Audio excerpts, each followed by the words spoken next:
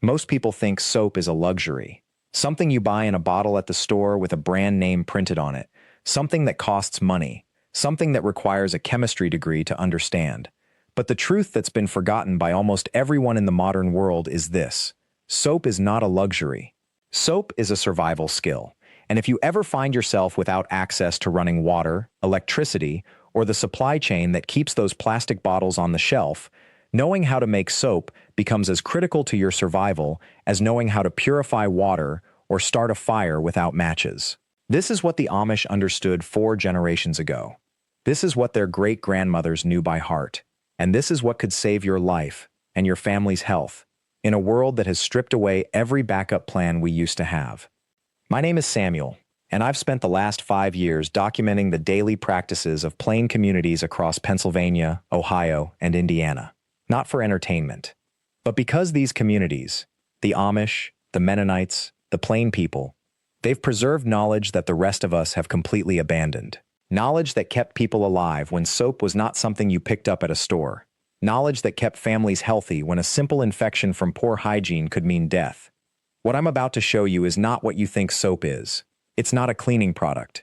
It's a survival technology. And the chemistry that makes it work, the reason lye and animal fat combine to create something that cleans better than 90% of what you'll find in the cleaning aisle, is something you need to understand from first principles. Because once you do, you'll understand why this skill matters. You'll understand why families who've lived off-grid for generations still make soap from scratch. And you'll understand what you're actually losing when you replace 5,000-year-old technology with a bottle of synthetic chemicals that won't biodegrade for 100 years. The first thing you need to know is what lye actually is. And this is where most people get confused. Lye is not something sinister. Lye is not something you have to buy from a chemical supplier. Lye is literally what you get when you pour water through wood ash. That's it. You burn wood, oak, hickory, maple, any hardwood, until it turns to ash. You take that ash and you pour water through it, and the water that comes out the other side contains potassium hydroxide. That's lye. Your ancestors didn't need a chemistry degree. They didn't need a bottle labeled sodium hydroxide. They just needed fire, wood, water, and time. Every single house that had a fireplace had the raw materials to make lye. Every farmstead that burned wood for heat was sitting on a pile of soap-making potential. Now, here's what happens next. You take that lye water, which at this point is basically just water, with dissolved potassium hydroxide in it, and you combine it with animal fat. The fat comes from rendering. You take the leftover fat from butchering a pig, a cow, a sheep, whatever animal you've just processed for meat. You slowly melt it. You strain it. You end up with a clean, pale liquid that has no smell and no color. This is tallow or lard, depending on what animal it came from. The moment you mix hot lye water with hot rendered fat, something happens that seems like magic, but is actually just chemistry. The lye breaks apart the fat molecules. The hydroxide ions attack the fatty acids. The result is that the fat is transformed into something entirely different: sodium or potassium salts of those fatty acids. In other words, soap. But here's the survival part that nobody talks about anymore. The reason your ancestors made soap this way was not because they were nostalgic. It was not because they wanted to live simply for the aesthetic. It was because soap is antibacterial. Soap is antimicrobial. Soap actually works. And in a world before antibiotics, before running water, before hospitals with sanitizers, a world where infection was the leading cause of death, understanding how to create something that could kill bacteria and prevent disease was the difference between a family surviving an epidemic and a family being buried. The Amish never stopped making soap, not because they're resisting modernity, though they are, in their own way, but because they understand something fundamental. Redundancy keeps you alive. If the supply chain breaks, if the electricity fails, if you can't get to a store, if the water becomes contaminated, you still have soap because you can make it. You have wood, you have rendered fat, you have water, you have the knowledge. But here's what's been forgotten. Most modern people, even people who consider themselves prepared, even preppers who have months of food stored, they don't have a single bar of soap they could make if they had to. They don't know where to get lye. They don't know how to render fat. They don't understand the chemistry. And if we're honest, they wouldn't know which wood ash to use or how to tell when the lye water is the right concentration. This is why I want to walk you through something that almost nobody understands about soap making from first principles. Not just the recipe, but why each ingredient matters. Why the proportions matter. Why the temperature matters. Why the timing matters. Because once you understand the science, you can adapt. You can troubleshoot. You can make soap from whatever resources are available in your specific environment. The ash question is critical. Not all wood ash is created equal. Pine ash, for example, has lower lye content than oak. Hardwoods, oak, hickory, maple, birch. These produce ash with higher potassium hydroxide concentration. This matters because if you're using ash from softwoods, you'll need more of it. You'll need to run your water through the ash longer. You'll need more water evaporation to concentrate the lye to the right strength. The Amish farming families knew this from generations of observation. They could look at the ash. They could test the lye by floating an egg in it. If the egg floated at the right height, the lye was the correct concentration. No pH strips, no chemistry kit, just tactile knowledge passed down through practice. The rendered fat question is equally important, and this is where most modern soap-making tutorials go wrong. They use store-bought oils.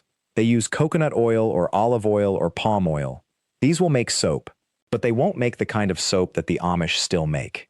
They won't make soap that survives. Rendered animal fat, tallow from cattle, lard from pigs. This soap is harder. It lasts longer. It doesn't soften and disintegrate in water. It produces more lather. And critically, it's free if you're raising animals. In an Amish household, nothing is wasted. The pig is processed. The fat becomes lard. The lard is rendered and stored. The lard becomes soap. The soap cleans the family. 12 months of the year, every family member, every surface, every dish cleaned with something made from what they raised themselves. There is no supply chain.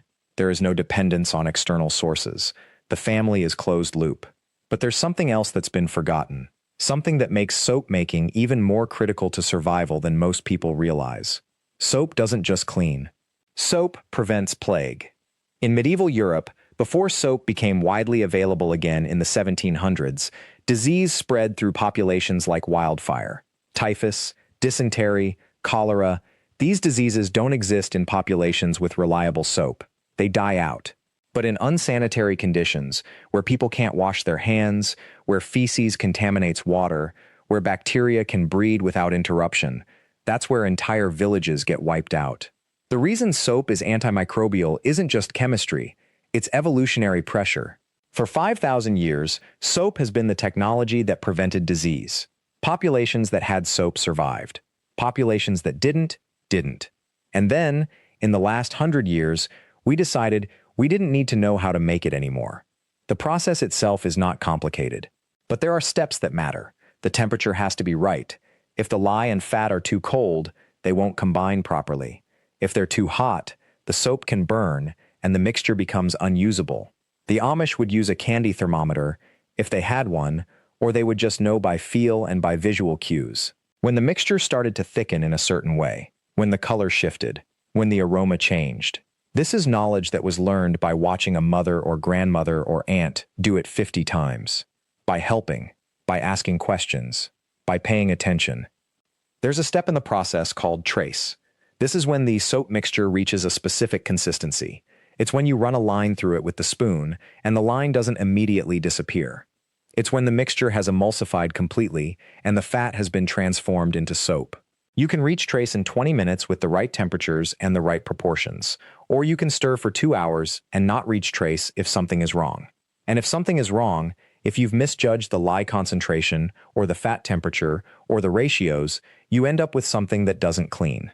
You end up with a useless mixture that you have to throw away. And in a survival situation, throwing away rendered fat and lye is a loss you can't afford. This is why knowledge matters. Not just knowing the recipe, but understanding the principles, understanding what can go wrong, understanding how to adjust for variables. Because in an Amish household, when the soap fails, everyone knows why. They don't panic. They don't order a replacement from Amazon. They look at the conditions. They think through the chemistry. They figure out what was different. And they do it better next time. The soap mixture, once it reaches trace and you're satisfied with the consistency, gets poured into a mold. Traditionally, this is a wooden box lined with cloth. You pour the entire batch in. Cover it with a blanket or a burlap sack, and then you wait. The saponification process, the chemical reaction that turns lye and fat into soap, this doesn't stop the moment you stop stirring. It continues for days. The mixture gets hot, sometimes very hot, sometimes hot enough that you need to be careful that it doesn't ignite. And over those days, the soap hardens. The water gradually evaporates. The alkaline environment of the lye slowly neutralizes through exposure to air and carbon dioxide. After a week, maybe 2 weeks, depending on the season and the conditions, you have a solid block of soap. You cut it into bars. You stack those bars in a cool, dry place, and you leave them there for months. The longer soap cures, the harder it becomes. The longer it sits, the milder it becomes. The remaining lye neutralizes completely through exposure to the air. A bar of soap that's been curing for 6 months is almost entirely neutral. It's mild enough to use on a baby. A bar that's only curing for 2 weeks still has enough alkalinity that it's aggressive. It's better for scrubbing dishes or cleaning the house. But here's what's been forgotten that matters most. Soap, properly made and properly cured, lasts indefinitely. A bar of soap will not spoil. It will not go bad. It will not require refrigeration or special storage. Stick it in a dry place and it will outlast you.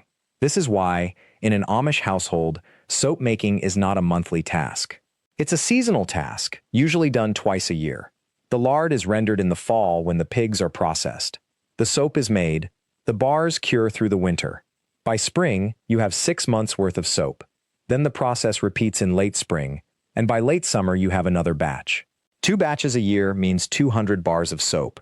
That's more than enough for a family of 6, with surplus to trade or gift or sell. Now, here's what the modern world has forgotten that's genuinely dangerous.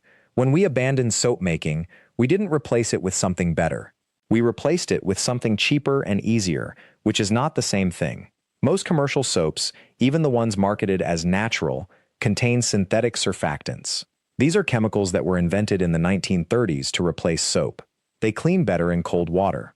They work in hard water. They produce more lather. They feel more luxurious. But they don't biodegrade fully. They accumulate in water systems. They damage aquatic ecosystems. And most importantly, they're patented and branded. They require ongoing purchase. They require a supply chain. They require electricity to manufacture and fuel to transport and packaging that ends up in landfills. Soap, by contrast, uses only 4 ingredients, most of which are byproducts of things you're already doing. It requires no electricity. It requires no industrial synthesis. It biodegrades completely. It returns to the ecosystem as harmless compounds. It's infinitely reproducible by anyone with access to fire, water, and livestock. The loss of this knowledge is not just about cleaning. It's not just about money. It's not just about self-sufficiency, though it is that too. The loss of soap-making knowledge is a loss of understanding what you actually need to survive, and a loss of the skill to make it if you have to. In the Amish community, children learn to make soap the same way children in the modern world learn to use a dishwasher. It's normalized. It's ordinary. It's part of the knowledge that gets passed from one generation to the next without discussion. Of course you know how to make soap. Of course you know how to render fat. Of course you understand the chemistry. Of course you can adjust for variables. These aren't special skills. These are basic literacy. But what happens when you don't have that knowledge? What happens when the supply chain breaks? When the trucks stop running? When the factories close? When the grid goes down? When you're in a situation where you need to clean something and there's no soap available at any price? You have 3 choices. You can use nothing and watch disease spread through your family. You can use ash water alone and get some mild cleaning action, enough to survive maybe. Or you can know how to make soap, real soap, the kind that actually kills bacteria, the kind that actually prevents disease, the kind that lasts forever and costs almost nothing once you have the animals. The Amish made that choice 400 years ago. They chose to keep the knowledge. They chose to keep the practice, not for nostalgia, not because they're backward, but because they understood something that modern civilization has forgotten. Redundancy is survival, and the skill that could save your life is the skill you practice in peace so that you know it in crisis. Now, let me walk you through exactly how this is done. Because once you understand the process, you'll see that soap making isn't chemistry or magic or something that requires a factory. It's patience and heat and the right materials in the right order. It's knowledge that travels from one person to the next through demonstration and practice, not through an instruction manual. The first requirement is fat, real fat, not vegetable oil, not mineral oil, but rendered animal fat, lard from pigs, tallow from cattle, sometimes even fat from wild game when the hunt goes well. For 400 years, the Amish have kept pigs not just for meat, but for this reason. Nothing is wasted. When the pig is processed, every part serves a purpose. The meat feeds the family, the bones go into the broth pot, the organs go into sausage, and the fat becomes soap. This is the first survival principle most people miss: redundancy in your animals. A chicken is not just for eggs. A goat is not just for milk. A cow is not just for butter. Every creature you raise should serve multiple purposes. Should you need to stop buying soap tomorrow, could your animals provide what you need? The Amish answer has always been yes. Rendering the fat takes time, but it's simple. You cut the raw fat into small pieces. The smaller the pieces, the faster it renders. Then you place it in a heavy pot over moderate heat. Not too hot. You don't want to burn the fat. You want it to slowly liquefy. The impurities, the bits of meat and tissue, will sink to the bottom.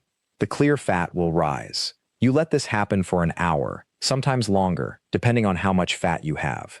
When it's completely liquid and clear, you strain it through cloth into a clean container. Then you let it cool and solidify. Now you have pure rendered fat, clean and ready to become soap. The second requirement is lye. This is where people get nervous. Lye is caustic. Lye is dangerous. Lye can burn skin. Lye can damage eyes. And all of this is true, which is why understanding lye is critical. Not so you're afraid of it, but so you respect it and handle it correctly. Here's what most people don't realize. Lye is not a modern chemical. It's not something that comes from a factory in a white plastic jug. Lye is made from wood ash and water. That's it. Your ancestors made their own lye in their gardens. They filtered their own fireplace ash. They had no other choice, and they understood the danger better than we do, because the danger was immediate and obvious. To make lye from ash, you need ash from a hardwood fire. Softwoods like pine have too much resin and won't work properly. You need ash that has cooled completely. You place the ash in a container, traditionally a wooden barrel or large ceramic vessel. Then you pour water over it. The water filters through the ash and dissolves the potassium compounds, creating a liquid that's caustic enough to make soap. This is where the Amish have kept an advantage that's invisible to most people. They burn wood every day. In winter, the wood stove runs constantly. In summer, there's always a fire for cooking or other work. The ash doesn't go to waste. It gets saved. This household never lacks for the base material to make soap. Once you have your lye water, you must test it before you use it in the soap recipe. This is critical. Too weak and your soap won't set properly. Too strong and it will be caustic and dangerous to use. The traditional test is simple. You float a fresh egg in the lye water. If the egg floats with just a small portion above the surface, about the size of a coin, the lye is ready. Too high, it's too weak. Too low, it's too strong. This test has been used for centuries. The Amish still use it today. Not because they don't have access to modern testing equipment, but because this test works perfectly and requires nothing but an egg and patience. Before matches were invented in 1826, people carried fire starters made from flint and steel everywhere they went. Before modern soap, people used lye tests to know when their soap would work. Before electricity, people used the simplest tools available, because simplicity is reliability. Now you have your rendered fat and your tested lye water.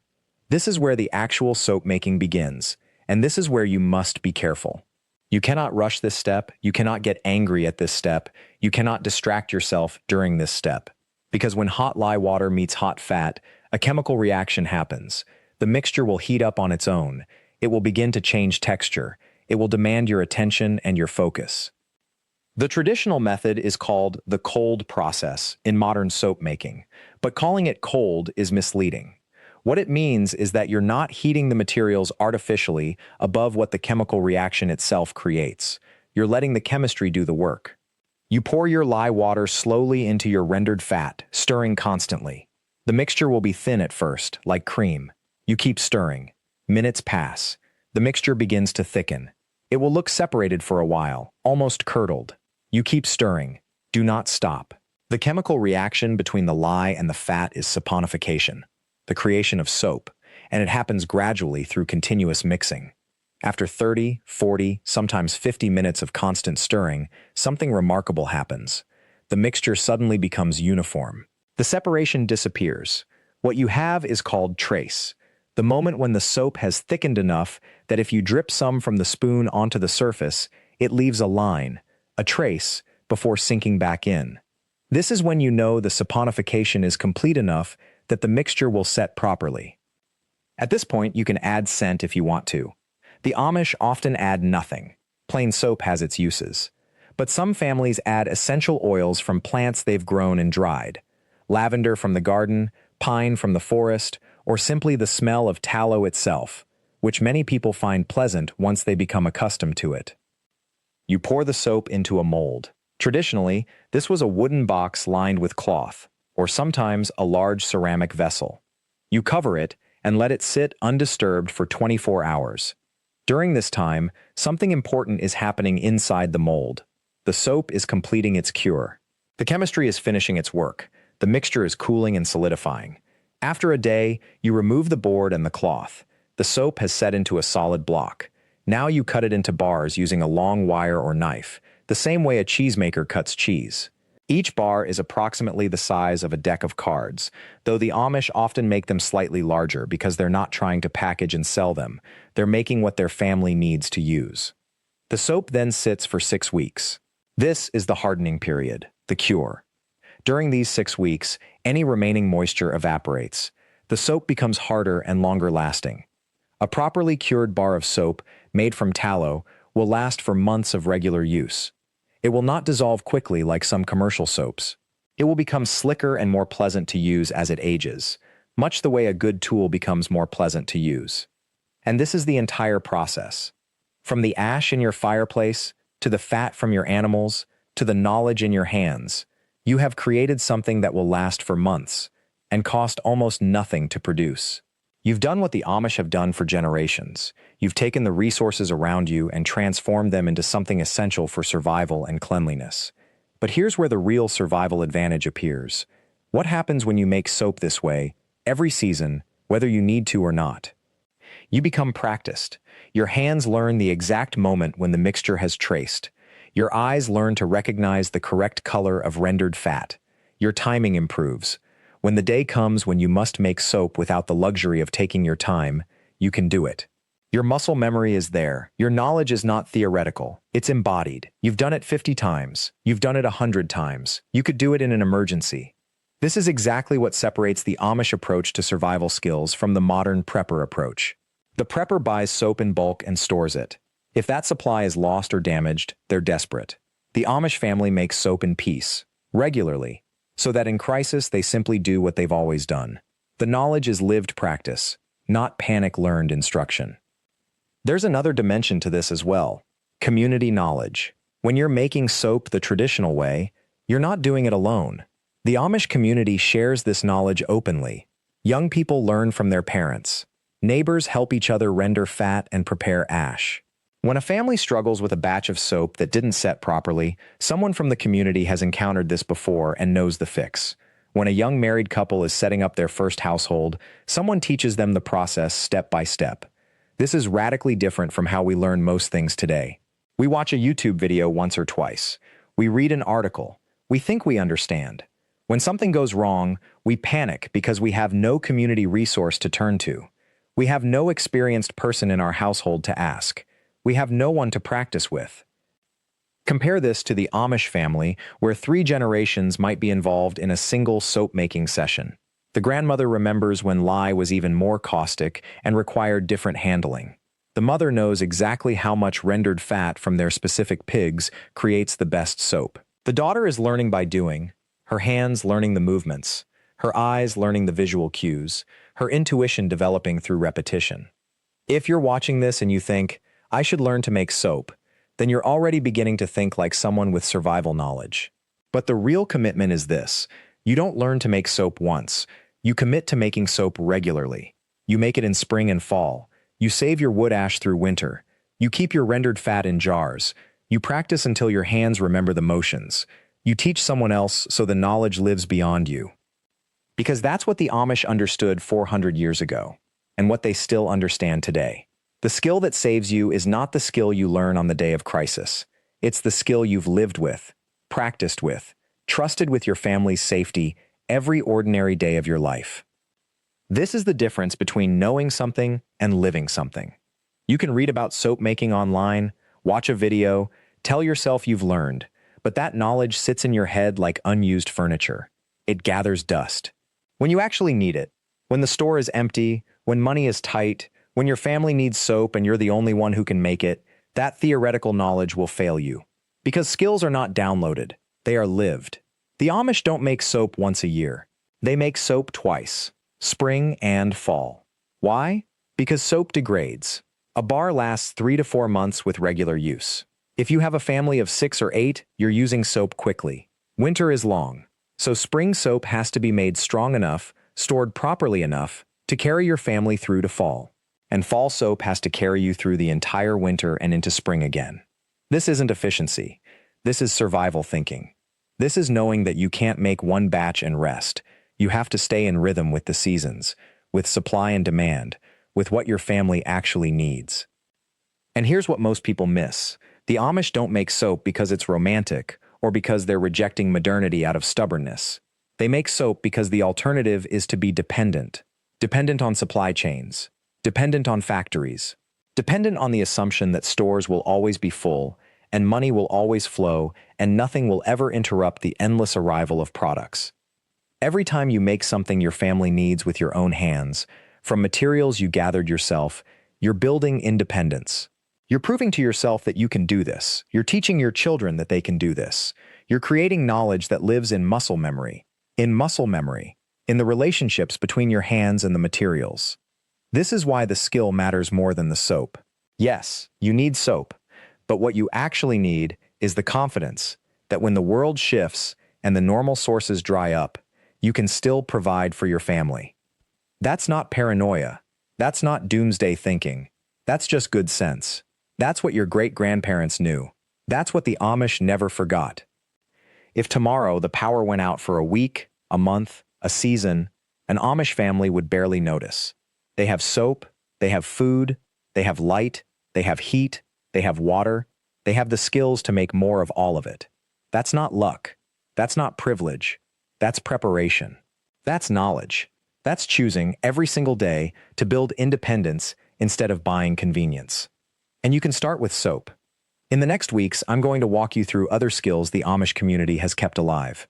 Water purification without filters. Preserving meat without electricity. Building shelter from forest materials. Starting fire without matches. Navigation without GPS. Medicine from plants you can grow or forage. The skills that built America. The skills that kept communities alive long before we had any of this. These aren't nostalgia. These aren't hobbies. These are the foundation of real independence, and they're still available to anyone willing to learn them. So here's what I want you to do. If you have rendered fat in your kitchen right now, start saving it. Start thinking about your first batch of soap. If you don't have a source of wood ash, start asking neighbors who have fireplaces or wood stoves. Start thinking about what you'd need to learn.